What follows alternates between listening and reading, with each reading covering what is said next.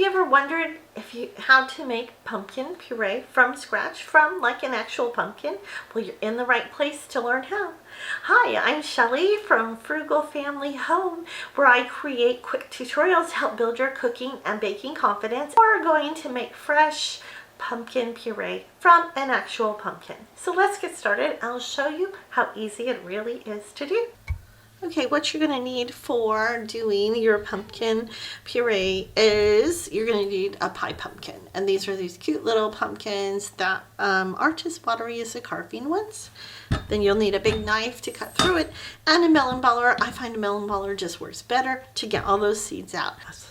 Okay, so we're just going to take this and we're just going to cut right down, make a little slit, go over, and I just rotate it around because we want it in a pretty good half. And then once we get to this point, I just kind of pull it apart. And there we go. Now we have our pumpkin cut in half. All of those lovely seeds, and we've got to get those out. So let's do that next. So now I just take the melon baller and I just go around the edges and just try to scrape as much of this out as I can. Just get it loosened up and kind of gather it together. And I find it's easier just to loosen it up first. Then you can kind of scoop a lot of it out all at once. And you want to save these seeds to make roasted pumpkin seeds. And I have a blog post about doing just that. So I'll link it here in the video. We just want to scoop it out into the bowl. We'll just scoop it out into our bowl. Just gonna keep scraping around here to get all of this scraped out. Okay, we have our pumpkins all ready to go. All we have to do is turn them over. We're gonna put about a half a cup of water, just enough to have them around, and then we're going to put them into the oven. We're going to bake these at 375 for about 30 to 60 minutes or until they're soft, depending on what size of pumpkin you have. Now, to get the pumpkin out, some people just like to peel this off, which is really quite easy on most of them. So see, just peel it right off of there.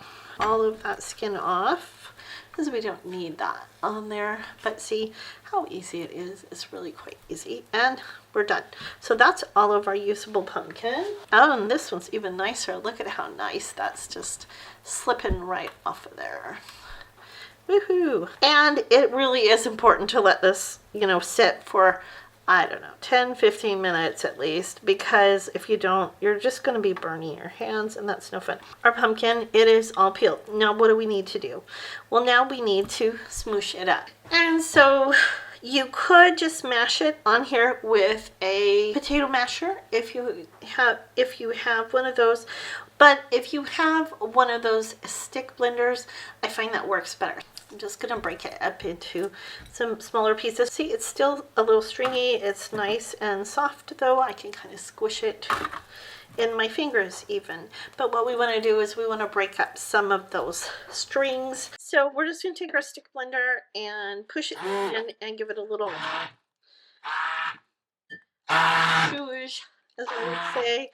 Swoosh it around a little, and you'll see the blobs come up. Now, if we can do this without adding water, that is best, because you don't want it runny. You want it like the canned pumpkin puree, and that looks good. There we go.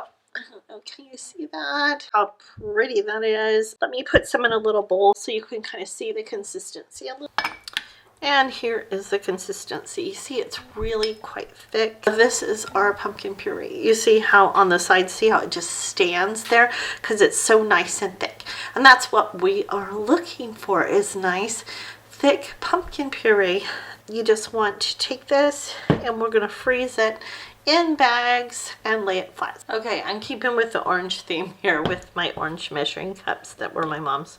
But we want to put in 1 cup, measure out 1 cup. I just grab my freezer bag, pop it out. If your recipe's called for 2 cups, then do put 2 cups in. And you want to make them really flat, just like this. I mean, look at how pancake flat, that is. They're wonderful. You squish them down there, get as much air out as you can. You label it pumpkin, and then I always put 1 cup. And once they're frozen, you can stand them upright and they will, stay upright. That way you do not have to take up so much space to store your pumpkin puree in the freezer. So that is how you make fresh pumpkin puree from scratch. And if you're looking to use your pumpkin puree in a pumpkin pie, the next thing you need to learn is how to make that pie crust. And I have a video here, so go ahead and click that video to move on and learn how to make pie crust from scratch. You can impress your friends. So that's it. Thanks so much for watching, and we'll see you next time.